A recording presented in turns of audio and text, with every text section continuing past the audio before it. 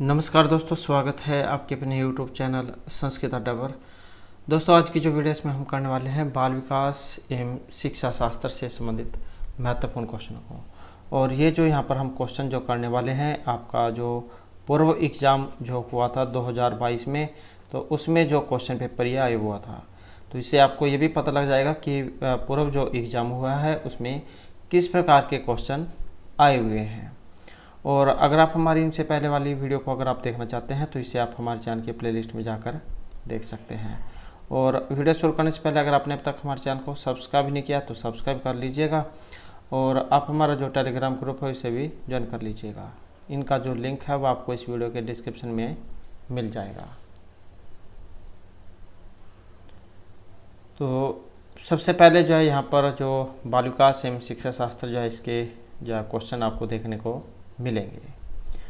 तो जिसमें जो यहाँ पर पहला जो क्वेश्चन है कि निम्नलिखित में से कौन सा सिद्धांत यह बताता है कि विकास एक प्रतिरूप का पालन करता है जो सिर और ऊपरी सिर के हिस्से में शुरू होता है और फिर शरीर के बाकी हिस्सों में। तो ये सिद्धांत कौन सा है? शीर्षगामी है, समीप दूरस्थ अभिमुखी सिद्धांत है, पद अनुक्रमित एकीकरण का सिद्धांत है, या फिर प्रणालियों की स्वतंत्रता का सिद्धांत है। तो ये जो यहाँ पर सिद्धांत है ये कौन से वाला है? और यहाँ पर जो इसमें माना गया है जो ऑप्शन ए में है, तो ये शीर्षगामी सिद्धांत है। और ये बताता है कि विकास एक प्रतिरूप है जो सिर और ऊपरी सिर के हिस्से में शुरू होता है और फिर शरीर के बाहरी हिस्से में होता है।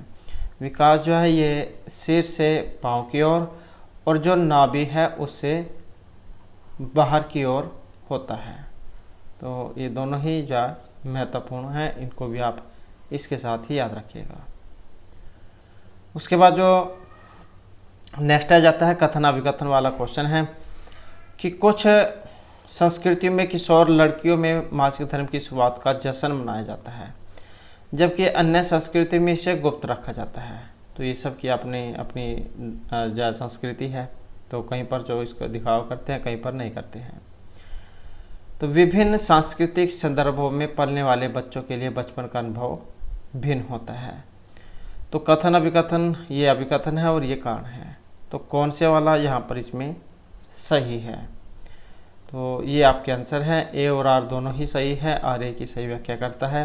ए और आर दोनों सही है लेकिन आर ए की सही व्याख्या नहीं करता है। ए सही है लेकिन आर गलत है। ए और आर दोनों गलत है। तो यहाँ पर इनमें कौन से वाला सही है? और यहाँ पर देखें तो इनमें जो ऑप्शन है ए वाला, ए और आर दोनों ही सही है। आर ए की सही व्याख्या करता है। तो ये सभी की अपनी अपनी संस्कृति होती है।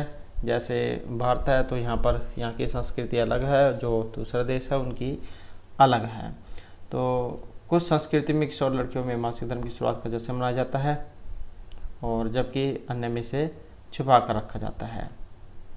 तो भारत जैसा देश जो है इसमें अभी भी उनके लिए कह सकते हैं आप ये। तो यहाँ पर जो है ये दोनों ही सही हैं। उसके बाद आ जाता है नेक्स्ट हमारा अनुवांशिकता और सामाजिक संस्कृति। वातावरण के बीच निरंतर और जटिल क्रिया से कौन सा विकास प्रभावित होता है? अनुवांशिकता और सामाजिक सांस्कृतिक वातावरण के बीच निरंतर और जटिल क्रिया से केवल संज्ञानात्मक, सामाजिक, संज्ञानात्मक और सामाजिक, शारीरिक, संज्ञानात्मक तथा सामाजिक विकास। तो कौन सा विकास इससे प्रभावित होगा? और यहाँ पर देखें तो जो ऑप्शन है इसमें डी वाला, शारीरिक, संज्ञानात्मक तथा सामाजिक विकास। तो अनुवांशिकता तथा सामाजिक सांस्कृतिक वातावरण के बीच निरंतर और जटिल क्रिया से शारीरिक, संज्ञानात्मक और सामाजिक, ये तीन विकास होते हैं। विकास क्या है? विकास ये माना गया है अनुवांशिकता और वातावरण का फल।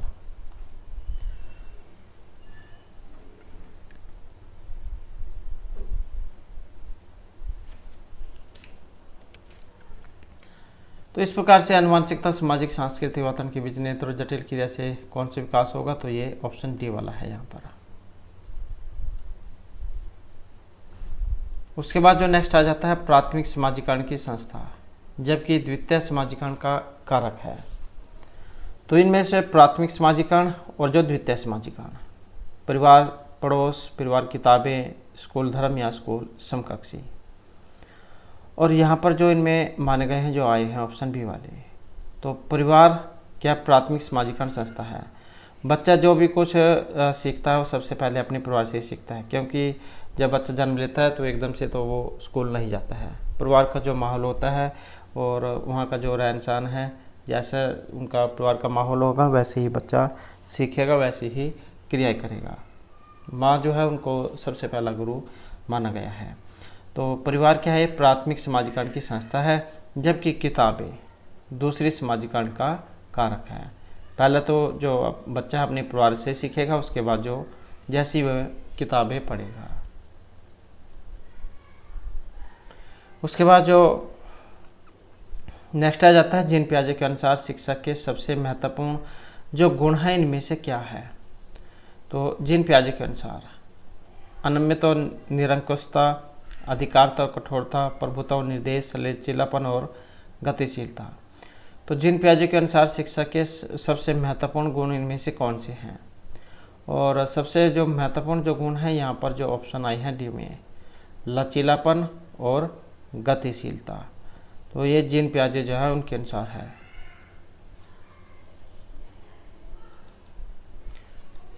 उसके बाद नेक्स्ट आ जाता है संज्ञानात्मक विकास के किस चरण में एक बच्ची यह तर्क कर पाती है। सभी टॉफ़ी मीठी होती है, एक कैंडी एक टॉफ़ी है, इसलिए एक कैंडी मीठी है। तो ये संज्ञानात्मक विकास की अवस्थाएं हैं यहाँ पर जो बताई गई हैं। 4 जो अवस्थाएं होती हैं, संवेदी, पूर्व मूर्त और अमूर्त। तो जैसे 0 से 2 है, 2 से 7 है, और ये 7 से 11 और ये 11 से इससे आगे की। तो इस प्रकार की जो अवस्थाएं हैं यहाँ पर बताई गई थी। तो संज्ञानात्मक विकास के किस चरण में एक बच्ची यह तक कर पाती है कि सभी टॉफ़ी मीठी होती है, कैंडी एक टॉफ़ी है और कैंडी मीठी होती है। और यहाँ पर जो माना गया है जो ऑप्शन सी में है, तो ये मूर्त से क्रियात्मक अवस्था होती है, जब बच्चा कोई चीज़ को देखकर उसके बारे में जानता है। तो संज्ञानात्मक विकास का मूर्त से क्रियात्मक अवस्था, इसमें एक बच्चे में ये तर्क कर पाती है कि सभी टॉफ़ी मीठी होती है, कैंडी टॉफ़ी है, इसलिए है कैंडी मीठी है। और तो यह चिंतन कर सकती है और तुलना करने में सक्षम होती है। तो ये मूर्त जो है, मूर्त से क्रियात्मक अवस्था इसमें मानी गई है। और ये 4 अवस्थाएं होती हैं, इनका क्रम भी एग्जाम में आता है, तो इस यही वाला सेम ऐसे ही क्रम है। नेक्स्ट आ जाता है किसने प्रस्तावित किया था कि सांस्कृतिक उपकरण संज्ञानात्मक विकास में महत्वपूर्ण भूमिका निभाते हैं। तो ये किसके द्वारा प्रस्तावित किया गया था। सांस्कृतिक उपकरण संज्ञानात्मक विकास में महत्वपूर्ण भूमिका निभाते हैं। लेव वाइगोत्स्की, जीन पियाजे, बी.एफ. स्किनर या लॉरेंस कोहलबर्ग। और इनमें जो माने गए थे जो ऑप्शन ए में है, तो ये थे लेव वाइगोत्स्की। तो इन्होंने क्या है संज्ञानात्मक विकास में बच्चों की भाषा और चिंतन को महत्वपूर्ण साधन बताया था, और सांस्कृतिक उपकरण संज्ञानात्मक विकास में एक महत्वपूर्ण भूमिका निभाते हैं। तो ये लेव वाइगोत्स्की है। उसके बाद आ जाता है नेक्स्ट हमारा लेव वाइगोत्स्की के सिद्धांत के अनुसार बच्चों को सीखने के लिए क्या महत्वपूर्ण है। लेव वाइगोत्स्की के सिद्धांत के अनुसार बच्चों के सीखने के लिए महत्वपूर्ण है इनाम, सजा से बचाव, सामाजिक अंतःक्रिया या फिर अनुबंधन। तो ये जो लेव वाइगोत्स्की जो है इनके अनुसार बच्चों के सीखने के लिए क्या महत्वपूर्ण है, और इनके सीखने के लिए महत्वपूर्ण है जो ऑप्शन सी में आया है, सामाजिक अंतःक्रिया।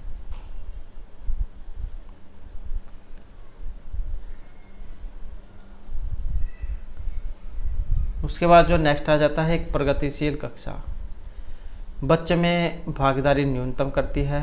बच्चे पाठ्य पुस्तक में दिए गए तथ्यों को याद करते हैं। बच्चे व्यक्तिगत और समूह दोनों में काम करते हैं। बच्चों का मूल्यांकन पेपर पेंसिल टेस्ट के जरिए ही किया जाता है। तो यहाँ पर जो एक प्रगतिशील कक्षा जो है आपने बताना है क्या होती है। और एक प्रगतिशील कक्षा से जो यहाँ पर अभिप्राय जो है ऑप्शन सी में जो है बच्चे व्यक्तिगत और समूह दोनों में काम करते हैं। तो प्रगतिशील कक्षा में शिक्षा का प्रतिपादन किन के द्वारा किया गया था? तो ये थे जॉन टीवी के द्वारा, जॉन टीवी। और इनका उद्देश्य है शिक्षा के द्वारा बालक का विकास करना, और इस शिक्षा में शिक्षण विधि को अधिक व्यवहारिक बनाने पर जोर दिया गया था।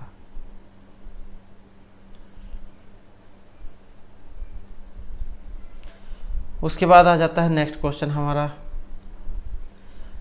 अभिकर्मक गैर अनुरूपतावादी जेंडर भूमिकाओं में पुरुषों और महिलाओं का नियंत्रण बच्चों को भूमिका लचीलापन के लिए प्रोत्साहित करता है। तो यहाँ पर भी कथन और विकथन वाला क्वेश्चन कह सकते हैं, कोट वाला क्वेश्चन है। कारण है यहाँ पर कि जन्म के समय जेंडर का जैविक रूप से निर्धारण हो जाता है। तो इसमें कौन से वाला सही है कि गैर अनुरूपतावादी जेंडर भूमिकाओं में पुरुषों और महिलाओं का चित्रण बच्चों को भूमिका लचीलापन के लिए प्रोत्साहित करता है, और इसका कारण है कि जन्म के समय जेंडर का जैविक रूप से निर्धारण हो जाता है। तो यहाँ पर इनमें कौन सा माना गया है? तो यहाँ पर जो इनमें देखें तो जो हमारा जो ऑप्शन ए है, ए और आर दोनों सही है। आर व्याख्या करता है ए की, तो क्या है कि यहाँ पर दोनों सही है, और आर जो है ये ए का सही स्पष्टीकरण करता है।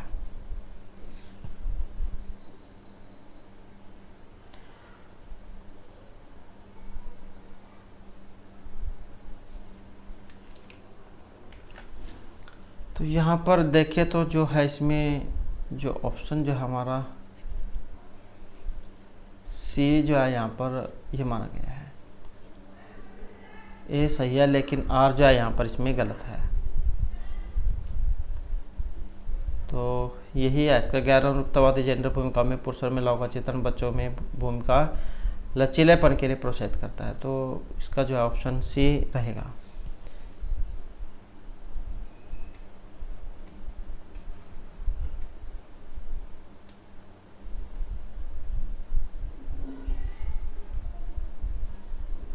उसके बाद जो नेक्स्ट आ जाता है, निम्नलिखित में से अपने अंतर्निहित सिद्धांतों के साथ कोहलबर्ग की अवस्थाओं का सही सुमेलित जो युग्म है वो कौन सा है? तो निम्नलिखित में से अपने अंतर्निहित सिद्धांतों के साथ कोहलबर्ग की अवस्थाओं का सही सुमेलित युग्म सामाजिक अनुबंध, अभिनिवेश कानूनों और नियमों का लचीलापन, अच्छी लड़की, अभिनिवेश, अधिकार के डर और सजा से बचने पर ध्यान, कानून और व्यवस्था अभिविन्यास, एहसानों का समान आदान प्रदान, सामाजिक व्यवस्था बनाए रखना, अभिविन्यास, विवेक के सब चुने हुए नैतिक सिद्धांत। तो यहाँ पर जो है इनमें कौन सा वाला जो है सही माना गया है? और इनमें देखें तो जो ऑप्शन है ए वाला, तो ए जो है इसको सही माना गया है कि इनमें से अंतर्निहित सिद्धांतों के साथ कोहलबर्ग की अवस्थाओं का सही सुमेलित युग्म। तो सही सुमेलित युग्म तो ये ऑप्शन ए का ही है, सामाजिक अनुबंधन, अभिविन्यास, कानून और नियमों का लचीलापन। तो कोहलबर्ग जो है उनके अनुसार है। नेक्स्ट आ जाता है हावर्ड गार्डनर के जो बहुबुद्धि सिद्धांत है, इसके अनुसार इनमें से बुद्धि क्या है? क्षमताओं का एक समूह जो किसी व्यक्ति को सीखने की ओर अग्रसर करता है, अनुभव के परिणामस्वरूप व्यवहार में स्थायी परिवर्तन, उत्पादों के लिए नए मूल उत्तर देने की किसी व्यक्ति की क्षमता, या फिर किसी विशिष्ट पर्सन के लिए एकल प्रतिक्रिया उत्पन्न करने की क्षमता। तो यहाँ पर जो हावर्ड गार्डनर है इनका बहुबुद्धि सिद्धांत। अब यहाँ पर एक क्वेश्चन ये भी बन जाता है, इनका सिद्धांत कौन सा है? तो ये वाला है बहुबुद्धि का सिद्धांत, किन के द्वारा? हावर्ड गार्डनर के द्वारा। और इनमें से कौन सा वाला सही है? और इनमें देखें तो जो आया है ऑप्शन ए वाला, क्षमताओं का एक समूह जो किसी व्यक्ति को सीखने की ओर अग्रसर करता है। तो यही है हावर्ड गार्डनर का बहुबुद्धि सिद्धांत। तो ये जो गार्डनर जो है इनके अनुसार बुद्धि का जो ये स्वरूप जो है ये एकाकी न होकर बहुकारकीय होता है, और गार्डनर ने सिद्धांत में 9 बुद्धियों को बताया था। तो 9 होती हैं बुद्धियाँ ये, तथा क्षमताओं का एक समूह जो किसी व्यक्ति को सीखने की ओर अग्रसर करता है। उसके बाद है राष्ट्रीय शिक्षा नीति 2020 के में निम्नलिखित में से किसकी वकालत की गई है? शिक्षार्थियों का समग्र विकास, अनुभवात्मक शिक्षा, पाठ्यक्रम सामग्री में कटौती या फिर बहुभाषावाद। तो ये जो राष्ट्रीय शिक्षा नीति जो है 2020, इसमें किसकी वकालत की गई है? और कोट वाला क्वेश्चन है, तो यहाँ पर देखें तो जो ऑप्शन सी है, यहाँ पर 1, 2, 3 और 4 क्या है, यहाँ पर इन सभी को सही इसमें माना गया है, जिसमें शिक्षार्थियों का समग्र विकास हो गया, अनुभवात्मक शिक्षा हो गई, पाठ्यक्रम सामग्री में कटौती हो गई और बहुभाषावाद। तो ये चारों यहाँ पर इसमें सही है। नेक्स्ट आ जाता है विश्लेषण को बढ़ावा देने के लिए प्रश्न का उदाहरण कौन सा है? तो विश्लेषण को बढ़ावा देने वाले प्रश्न का उदाहरण, शिक्षा का अधिकार कानून कब पारित किया गया था? विज्ञापन देखकर आप महिलाओं और पुरुषों के मीडिया में चित्रण के बारे में क्या तर्कीकरण कर सकते हैं? लेव वाइगोत्स्की का जन्म कब हुआ था? या जिन पियाजे के द्वारा प्रतिपादित संज्ञानात्मक विकास के चरणों के नाम लिखिए। तो विश्लेषण को बढ़ावा देने वाले प्रश्न का उदाहरण कौन सा है? और यहाँ पर जो इनमें है जो ऑप्शन रहेगा बी वाला, विज्ञापन देखकर आप महिलाओं और पुरुषों के मीडिया में चित्रण के बारे में क्या तर्कीकरण कर सकते हैं।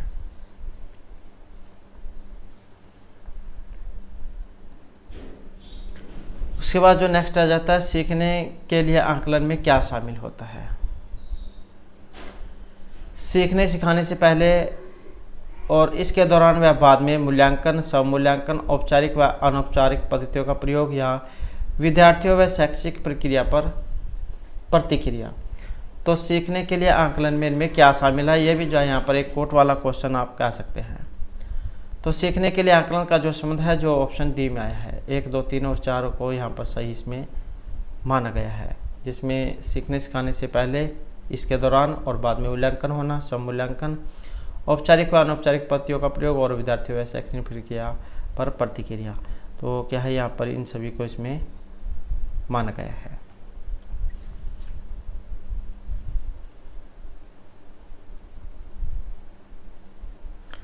उसके बाद जो नेक्स्ट आ जाता है समावेशी शिक्षा।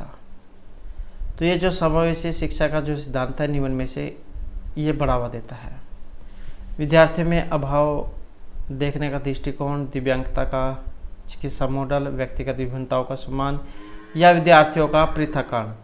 तो समावेशी शिक्षा का सिद्धांत इनमें से किसको बढ़ावा देता है? और यहाँ पर देखें तो जो हमारा ऑप्शन जो है सी वाला, व्यक्तिगत विभिन्नताओं का सम्मान।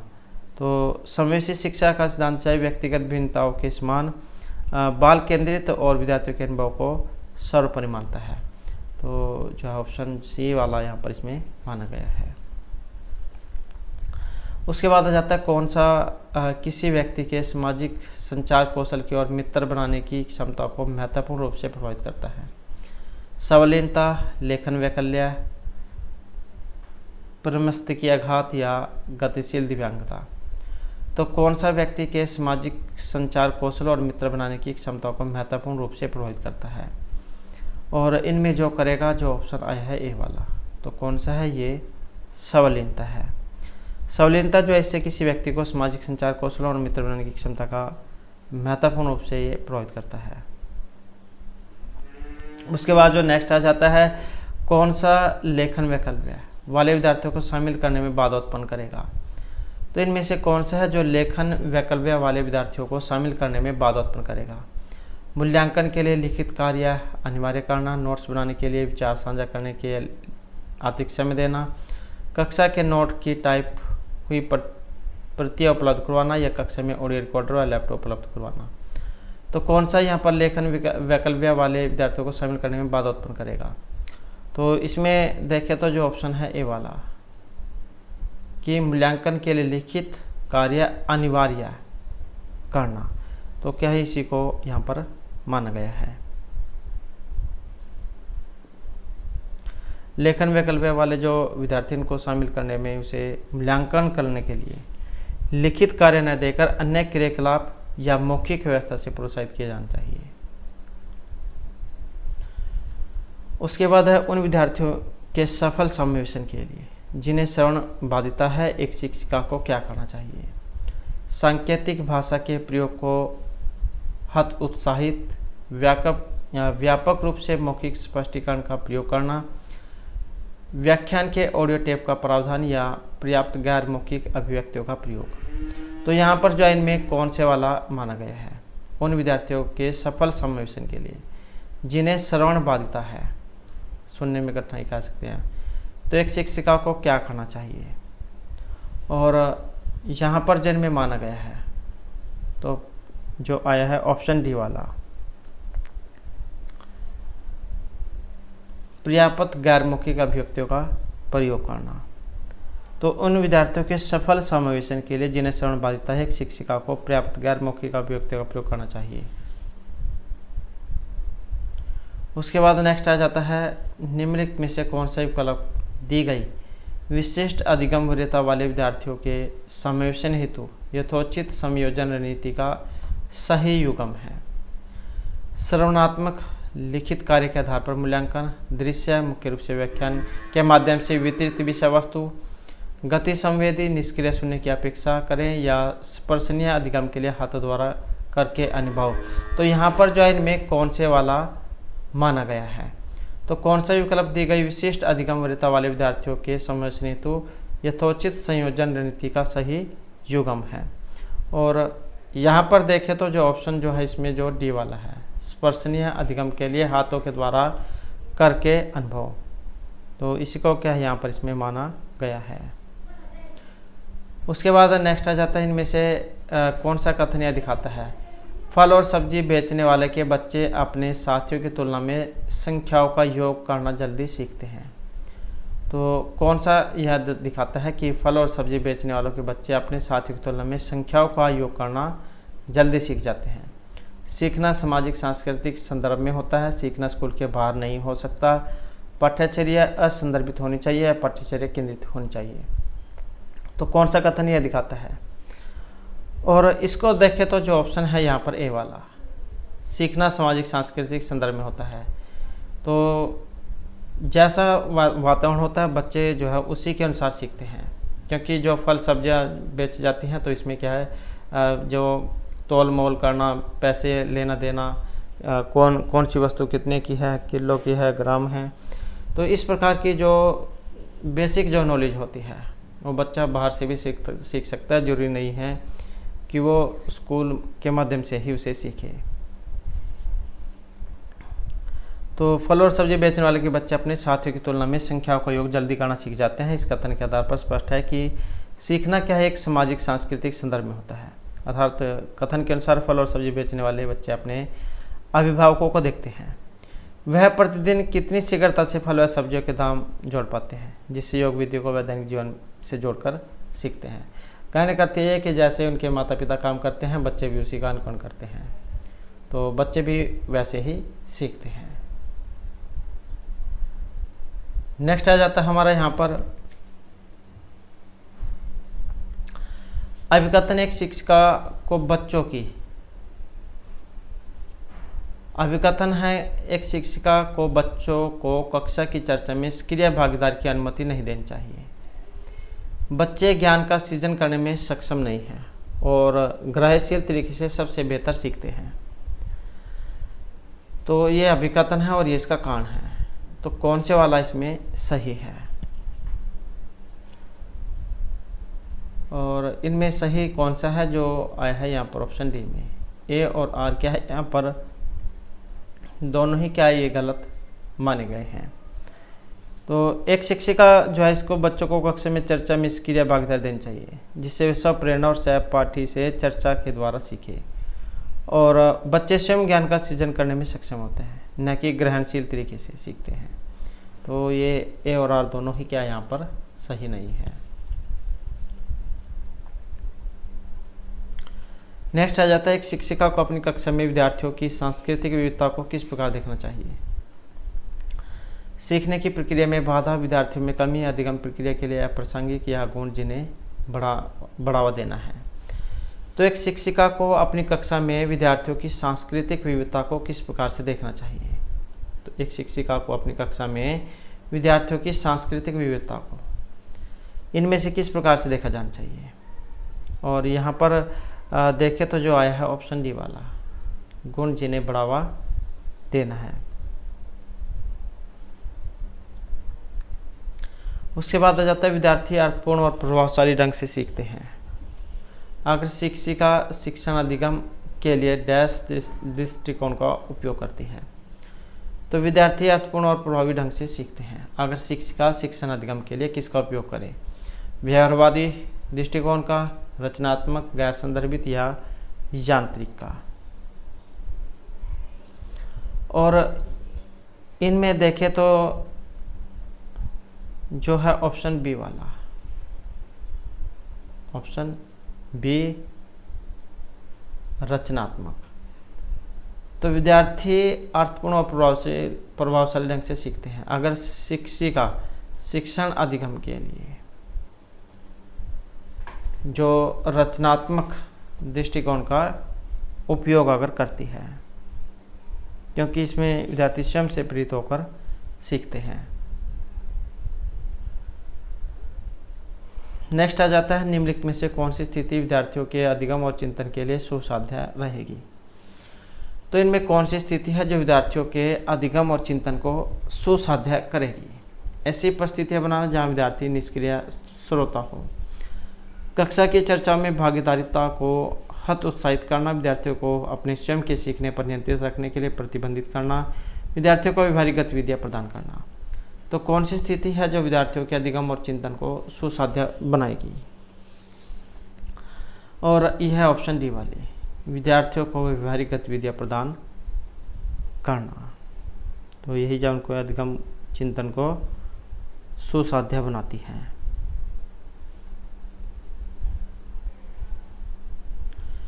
उसके बाद है विद्यार्थी में वैकल्पिक धारणाएं उनके सामाजिक व सांस्कृतिक अनुभव से बिल्कुल संबंधित नहीं है। दिखाती है कि विद्यार्थियों में अर्थ बनाने की जन्मजात क्षमता होती है। इनको अनदेखा कर उन्हें हतोत्साहित करना शिक्षकों को कम बौद्धिक क्षमता वाले विद्यार्थियों की पहचान करने में मदद करती है। तो विद्यार्थियों में वैकल्पिक धारणाएं क्या काम करती है। और यहाँ पर देखें तो जो है ऑप्शन बी वाला दिखाते हैं कि विद्यार्थियों में अर्थ बनाने की जन्मजात क्षमता होती है। नेक्स्ट है इनमें से कौन सा कारक बच्चों में समस्या समाधान में बाधा डालता है। समस्याओं का दृश्य प्रतिनिधित्व, कार्यात्मक स्थिरता पर ध्यान, उपमाओं का प्रयोग या समस्याओं को भागों में तोड़ना। तो कौन सा कारक है बच्चों में समस्या समाधान में बाधा डालता है। और यहाँ पर जो इनमें बाधा डालने वाला है जो आया है ऑप्शन बी में, कार्यात्मक स्थिरता पर ध्यान। उसके बाद है अपनी सोच पर विचार करने, हमारी अधिगम प्रक्रियाओं को स्वनियमित करने की क्षमता का एक प्रमुख घटक। ध्यान देने की प्रक्रिया प्रतिधारण की, संज्ञान की या अभिसंज्ञान की। और यहाँ पर देखें तो जो है ऑप्शन डी वाला, तो ये है अभिसंज्ञान। तो अभिसंज्ञान जो है इसमें अपनी सोच पर विचार करने, हमारी अधिगम की प्रक्रियाओं को स्वनियमित करने की क्षमता का एक प्रमुख घटक इसको माना गया है। नेक्स्ट है इनमें से कौन सी रणनीति बच्चों को सार्थक रूप से सीखने के लिए प्रेरित करने में सहायक नहीं होगी।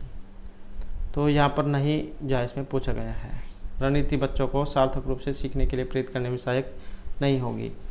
तो निपुणता उन्मुख लक्ष्यों को प्रोत्साहित करना, सहयोगी शिक्षण लोक आचार बनाना, सकारात्मक विद्यार्थी शिक्षक संबंधों को बढ़ावा देना, विद्यार्थियों की क्षमताओं को स्थायी देखने के लिए प्रोत्साहित करना।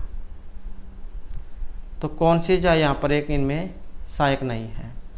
और इनमें जो एक नहीं है जो आई है ऑप्शन डी में, विद्यार्थियों में क्षमताओं को स्थायी देखने के लिए प्रोत्साहित करना। तो विद्यार्थियों में क्षमता को स्थायी देखने के लिए प्रोत्साहित की रणनीति बच्चों के सार्थक रूप से देखने के लिए सही नहीं है, बल्कि उसके लिए सहयोगी शिक्षण को लोचदार बनाना चाहिए और सकारात्मक विद्यार्थी शिक्षक संबंधों को बढ़ावा देना होता है। उसके बाद है परीक्षा की चिंता और असफलता का डर सीखने पर कोई प्रभाव नहीं डालता है। प्रभावी शिक्षण को सुसाध्य करते हैं, सीखने पर नकारात्मक प्रभाव डालते हैं, विद्यार्थियों को सीखने के लिए आंतरिक रूप से अभिप्रेरित करते हैं। तो इनमें से जो है परीक्षा की चिंता और असफलता का डर कौन सा माना गया है? और इनमें देखें तो जो है हमारा ऑप्शन सी वाला, सीखने पर नकारात्मक प्रभाव ये डालते हैं, क्योंकि यह एक भयमुक्त वातावरण बनाकर आत्मबल को कम करता है और विद्यार्थियों को स्वप्रेरित करके ज्ञान का सक्रिय निर्माण करता है। तो ऑप्शन सी जो है यहाँ पर इसमें माना गया है। तो यही जो आज के हमारे महत्वपूर्ण जो क्वेश्चन थे और आज की क्लास थी, और नेक्स्ट वीडियो होगी इसमें हम आपके लिए नए जो महत्वपूर्ण क्वेश्चन है वो लेकर आएंगे। और हमारे साथ बने के लिए धन्यवाद।